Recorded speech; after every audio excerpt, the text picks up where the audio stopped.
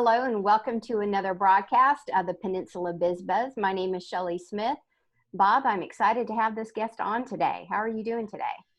I'm good, and I'm very happy to be here with Karen Joyner. So Karen is a good friend of the Peninsula Chamber and a good personal friend.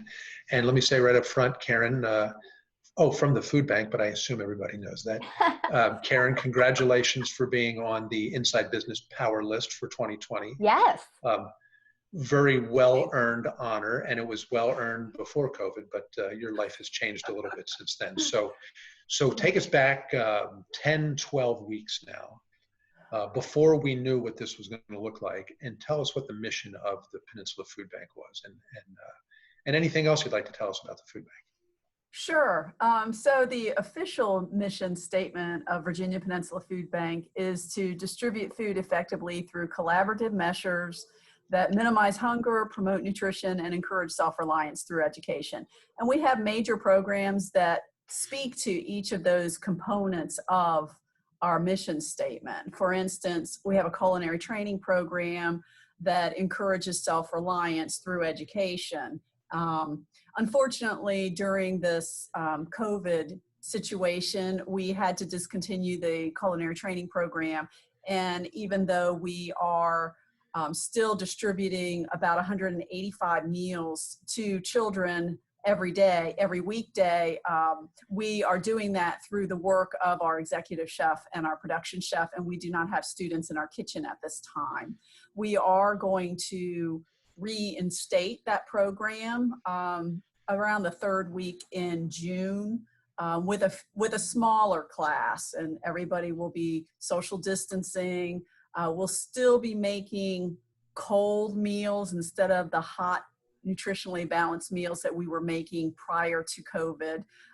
But they're going to get more training in culinary skills because there'll be more time to do that. Most of the time in that program was taken up with actual preparing meals for children because we were feeding over 400 children a day. But now we are distributing cold meals, breakfast and lunch, to the same places that the public schools are distributing the grab-and-go meals, as well as a few other places where there are children who can't get to an elementary school that's distributing those meals, such down in the Buckrow area particularly. All of our other programs are operating as normal. We're still distributing between 1,200 and 1,400 backpacks of food for children over each weekend. Those are going out at those grab-and-go places, as well as up to Williamsburg, James City County schools, and a couple of our partner agencies. Our partner agencies are still leading the charge and coming and getting food and helping feed their neighbors in all the pockets of the greater peninsula. And then our mobile pantry has changed into a low contact protocol where they have all become drive-through opportunities so that our volunteers and staff simply ask you to pull up, pop your trunk, and they put the food in the trunk with little to no contact with anybody. So that's the biggest change, is converting our mobile pantries to true mobile pantries and not just walk-up sites, so that everybody is safe, and we can get through about 400 households in less than 2 hours. So this week in particular is our biggest week ever for our mobile pantries because we have 5 of them in the span of 4 days. Just the way it happened with the end of the month is always a tough time for everybody who needs our assistance, even pre-COVID. And now we've added on a couple of really large distributions as well during the next few days. So we expect to serve over 1,700 different families over the next 4 days just through our drive-through mobile pantries. That's amazing. Karen, what are some of the things that you guys learned through these shifts, kind of some lessons that maybe other organizations can pick up? Obviously, they don't do what you do, but Maybe some lessons learned around logistics of such a feat that you've undertaken. I would say the biggest thing is converting from the slow process of having people walk up and getting food and waiting in line to these mobile pantries with them sitting in their cars. They still tend to get to the locations very early because we are only capable of serving about 400 households per drive-through distribution, because even at 400 households, it takes us 3 trucks to take all that food there. And we still need our trucks to be able to go out and pick up food from our grocery store partners, make deliveries to our partner agencies, et cetera. So we can't devote more than 3 trucks at a time to any one particular mobile pantry. But the staff and the volunteers seem to really, I'll say enjoy this new method of distribution. So we hope to continue it for the foreseeable future. Now, come winter, come really bad weather, maybe they won't feel the same way. But right now, they've been through some pretty rough rainstorms, and they still think that they want to continue doing this even after we no longer have to do it. So Karen, I think, so I toured the food bank probably 3 times in the 2 years that I've been at the chamber. And every time I come away from there and I bring new people, we come away with the idea that it's a very professional, effective, and efficient organization. So you were able to pivot to this crisis very quickly, I think, because of your leadership and the leadership in your organization and how effective and efficient you already were. Has your staff number changed? Do you have more staff now? Do you have more volunteers? How have you been able to pivot to such an increase? Wow. No, our staff number hasn't changed. The staff has just been amazing, stepping up and just being superheroes that they are. We have not added any staff.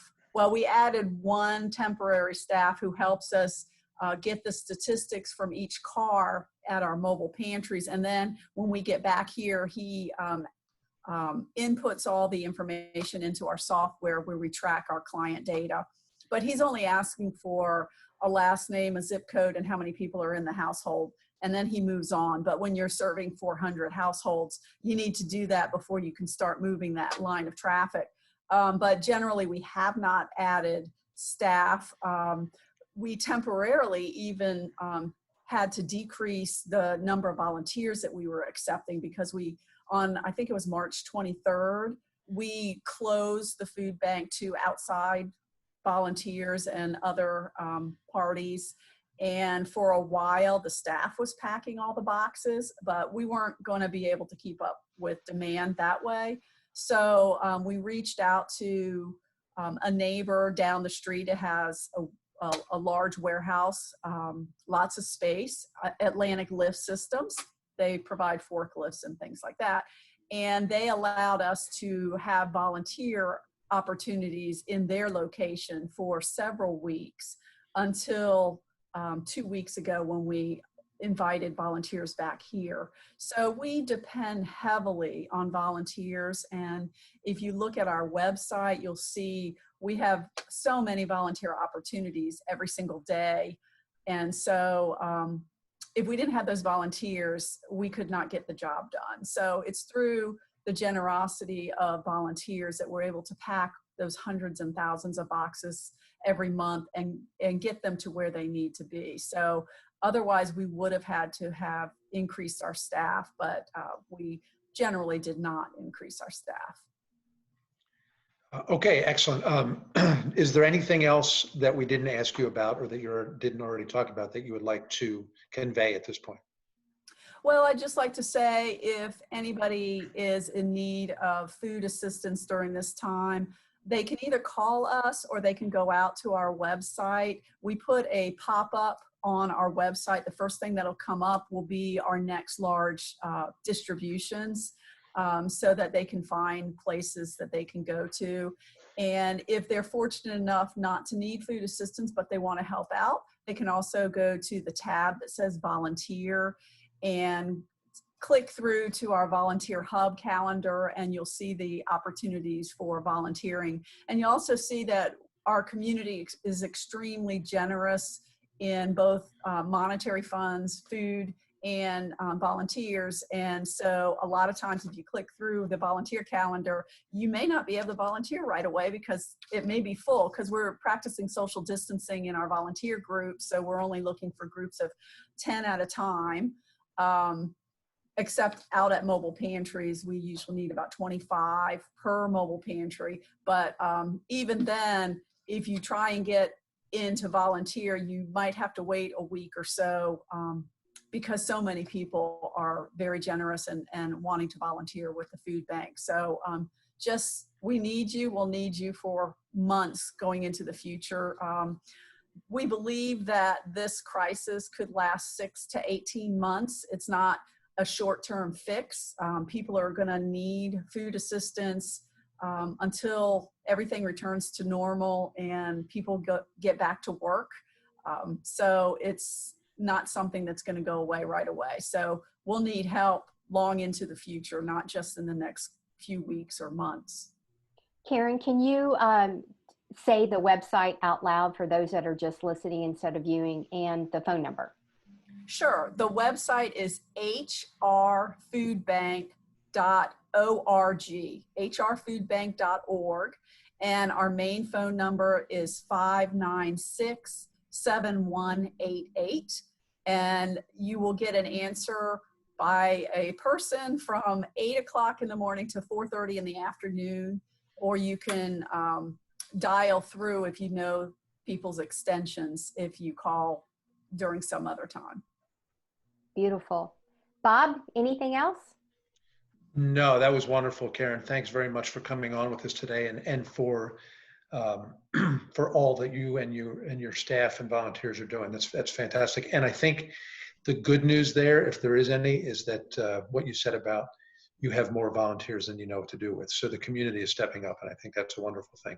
So hopefully 6 to 18 months becomes no more than 6 months. So let's get back to normal quickly. And God bless you, and thanks for coming on today.